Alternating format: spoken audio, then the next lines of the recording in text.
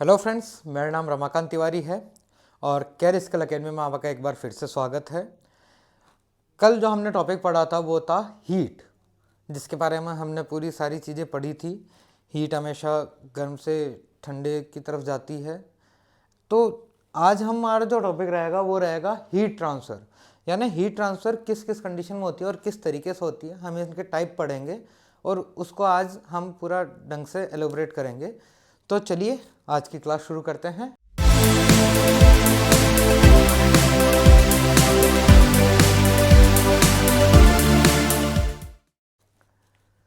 तो जैसा कि आप देख सकते हैं हीट ट्रांसफ़र है। हीट ट्रांसफ़र क्या होती है? जब ऊष्मा एक वस्तु से दूसरी वस्तु की तरफ प्रवाह करती है उसे हीट ट्रांसफ़र कहते हैं। ठीक है, यानी एक वस्तु से दूसरे वस्तु में जब ऊष्मा का आदान प्रदान होता है उसे हम हीट ट्रांसफ़र कहते हैं। और इसके जो मेथड है वो तीन होते हैं। एक होता है कंडक्शन, दूसरा होता है कन्वेक्शन और तीसरा होता है रेडिएशन। सबसे पहला मेथड है इसमें कंडक्शन। कंडक्शन क्या है? जब हीट ठोस पदार्थ द्वारा प्रवाह करती है और अणु एक जगह स्थिर होते हैं, जैसे लोहा। हार्ड सॉलिड मटेरियल जो होता है उसके अंदर अणु बहुत आपस में मजबूती से जुड़े हुए होते हैं। तो जब हीट एक अणु से दूसरे अणु में ट्रांसफर होती है और दूसरे अणु से तीसरे अणु तक पहुंचती है, ऐसे करते करते आखिरी अणु तक जब हीट पहुंचती है तो वो जो प्रक्रिया कहलाती है वो कहलाती है कंडक्शन, जो कि हमेशा सॉलिड वस्तुओं में होगी, यानी ठोस वस्तुओं में होगी। जैसे लोहे की रोड है, लोहे की रोड को अगर आप एक कॉर्नर से, एक पॉइंट से अगर उसको गर्म करते हैं तो एक हिस्सा जो है वही गर्म हो रहा है, बट उसके पास वाला जो हिस्सा है वो ठंडा रहता है। तो हीट ट्रांसफर कहाँ होगी? Hot to cold. तो जो गर्म हिस्सा है वो अपनी हीट अपने पास वाले अणु को देता जाएगा और जब धीरे धीरे ये प्रोसेस चलती रहेगी तो जो लोहे का जो बी वाला पॉइंट है, रोड का जो आखिरी सिरा है, वहाँ तक हीट ट्रांसफर हो जाएगी। देन सेकंड आता है कन्वेक्शन। इस विधि में ऊष्मा तरल या गैस या वाष्प के द्वारा प्रवाह करती है और अणु प्रगतिशील होते हैं, जैसे पानी हुआ। अब इसमें क्या होगा? जो पार्टिकल होंगे, आपको भी पता है जो लिक्विड और गैस फॉर्मेशन होती है उसके अंदर अणु जो होते हैं, जो पार्टिकल होते हैं वो प्रगतिशील होते हैं, यानी मूवेबल होते हैं, एक जगह से दूसरी जगह आ जा सकते हैं।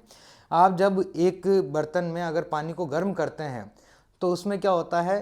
पहले बर्तन को हीट मिलती है और बर्तन उससे अपनी हीट को ट्रांसफ़र करता है लिक्विड में, यानी पानी में। तो जो सबसे नीचे वाला जो उसका जो तल होता है वहाँ पे हीट पहुँचती है, पानी की जो बूंद है वो गर्म होती है, गर्म होके वो वेपर में कन्वर्ट होती है और वेपर जो है वो बुलबुले के रूप में ऊपर आता है और फूट के बाहर निकल जाता है। यानी हीट जो है वो एक पार्टिकल ने ली और वो पार्टिकल ऊपर उठा और अपनी हीट को बाहर निकाल के दूसरा, उसकी जगह दूसरा पार्टिकल पहले वाले की जगह पहुंच जाता है और वापस अगेन उससे हीट लेना चालू कर देता है। तो इस तरीके से पूरा पानी वेपर बन जाता है, यानी पार्टिकल जो है वो एक जगह से दूसरी जगह मूव कर रहा है हीट को लेके। ओके, देन थर्ड आता है रेडिएशन।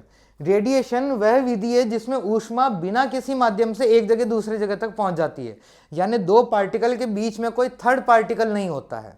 एक पार्टिकल से सीधी जो हीट है वो दूसरे पार्टिकल तक पहुंच जाती है। जैसे आपने देखा होगा सूरज की रोशनी है, ना तो सूरज के रोशनी के थ्रू ना तो कोई पानी आ रहा है, ना कोई लोहे के कण आ रहे हैं गर्म होके, बट उसकी रोशनी के थ्रू यहाँ तक हीट ट्रांसफ़र हो रही है और हमें पृथ्वी तक हीट मिल रही है। अगर हम इसी कंडीशन के अंदर अगर बीच में अगर छाता खोल लेते हैं तो हीट यानी रोशनी जो है वो कहाँ आ जाएगी? छाते पे आ जाएगी। तो हीट कहाँ तक पहुँच जाएगी? छाते तक, आपकी बॉडी तक नहीं आ पाएगी क्योंकि वो रोशनी आपसे नहीं टकरा रही है। यानी आपके और सूरज की रोशनी के बीच में अगर थर्ड पार्टिकल अगर छाता है तो वो जो हीट है वो छाते पे ट्रांसफ़र हो जाएगी और आप तक नहीं पहुंच पाएगी। अगर इसको हम और सिंपली वे में समझते हैं तो आप देख सकते हैं यहाँ पे आग जल रही है, यहाँ पे एक लोहे की रोड है जो कि हम कंडक्शन विधि को डिनोट कर रहे हैं, एक है एयर जो कि कन्वेक्शन को डिनोट करेंगे और एक है रेडिएशन, ये जो रोशनी है इससे हम रेडिएशन को डिनोट करेंगे। सबसे पहले कंडीशन समझते हैं हम कंडक्शन की। कंडक्शन में क्या है? ये सब पार्टिकल अपनी अपनी जगह फिक्स है,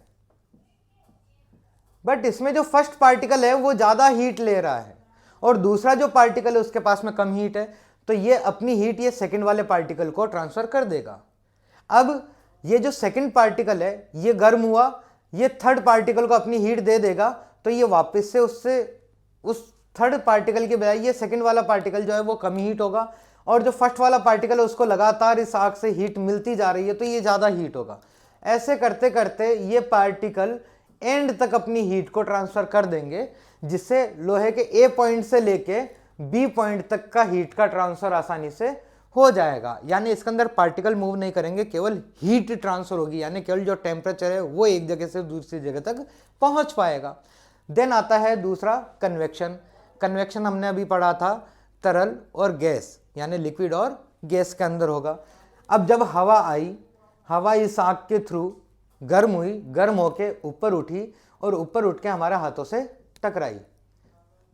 टकराने के बाद में यह हवा ऊपर निकल गई और हीट किसको मिल गई? हमारे हाथ को मिल गई। बट यहां से जो आ रही है वो again third particle, fourth particle, fifth particle, यानी लगातार पार्टिकल चेंज होते जा रहे हैं, वो सेम पार्टिकल वापस नहीं आ रहा है।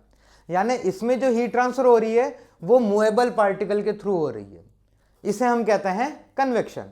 देन आता है रेडिएशन। अब आप देख सकते हैं जो आग से जो रोशनी निकल रही है वो किधर आ रही है? आपके सामने जो हाथ हैं उनकी तरफ। यहाँ से कोई हवा नहीं आ रही है, ना ही कोई सॉलिड आ रहा है, ना ही कोई लिक्विड आ रहा है, यहाँ से केवल रोशनी आ रही है। यानी ए माध्यम से बी माध्यम तक अगर हीट ट्रांसफर हो रही है वो हो रही है रेडिएशन के थ्रू, जिसमें कोई भी थर्ड पार्टिकल यूज नहीं हो रहा है। तो जो हमारे जो एसी एयर कंडीशनिंग है, जिसमें हम एसी के अंदर हीट ट्रांसफर का जो सिस्टम ले रहे हैं वो किसके थ्रू ले रहे हैं? एक तो ले रहे हैं कंडक्शन के थ्रू और एक ले रहे हैं कन्वेक्शन के थ्रू। कंडक्शन के थ्रू कैसे? जो कंडेंसर कॉइल है, जो कूलिंग कॉइल है यानी एवोपरेटर है, वो क्या कर रहा है? रूम की हीट को एब्जॉर्ब कर रहा है। कूलिंग कॉइल जो है वो रूम की हीट को एब्जॉर्ब कर रहा है, और कूलिंग कॉइल बनी हुई है कॉपर की। कॉपर के अंदर गैस जो है आपकी, जो रेफ्रिजरेंट है, वो लिक्विड फॉर्मेशन में है, बट जो ट्यूब है वो सॉलिड फॉर्मेशन में है। तो आपके रूम की हीट जाएगी कूलिंग कॉइल पे, कॉपर को मिलेगी, और कॉपर आगे ट्रांसफर करेगा लिक्विड को। लिक्विड उस गैस, उस हीट को एब्जॉर्ब करेगा और अपने आप को गैस फॉर्मेशन में चेंज कर लेगा और कंप्रेसर तक पहुंच जाएगा। तो जो कॉपर के थ्रू जो हीट ट्रांसफर हुई वो तो होगी कंडक्शन, और जो गैस के थ्रू जो हमारी हीट ट्रांसफर हो रही है आउटडोर तक वो होगी कन्वेक्शन। या फिर आपके रूम की, आपकी बॉडी से लेके जो कूलिंग कॉइल तक जो हीट जा रही है वो कहलाएगी कन्वेक्शन। तो ये जो दो सिचुएशन है, ये जो दो मेथड है, ये आपकी कूलिंग सिस्टम के अंदर बहुत काम करते हैं। पहला है कंडक्शन और दूसरा है कन्वेक्शन। ठीक है, तो आप जब भी ऐसी कोई क्लास लेते हैं तो आप टॉपिक को ढंग से याद रखिए, क्योंकि ये आगे जाके अगर मर्ज करेंगे हम इन सबको तो आपको प्रॉपर रेफ्रिजरेशन साइकिल और एयर कंडीशनिंग सिस्टम समझ में आएगा। तो आप ऐसी और भी अगर कोई वीडियो देखना चाहते हैं तो हमारा चैनल सब्सक्राइब कीजिए, और आपको अगर कोई भी डाउट हो उसको अगर क्लियर करना चाहते हैं तो आप दिए गए नंबर पर कॉन्टेक्ट कर सकते हैं, और आप कमेंट भी लिख सकते हैं। आपको एज पॉसिबल जल्दी से जल्दी आपको आंसर दिया जाएगा। Thank you.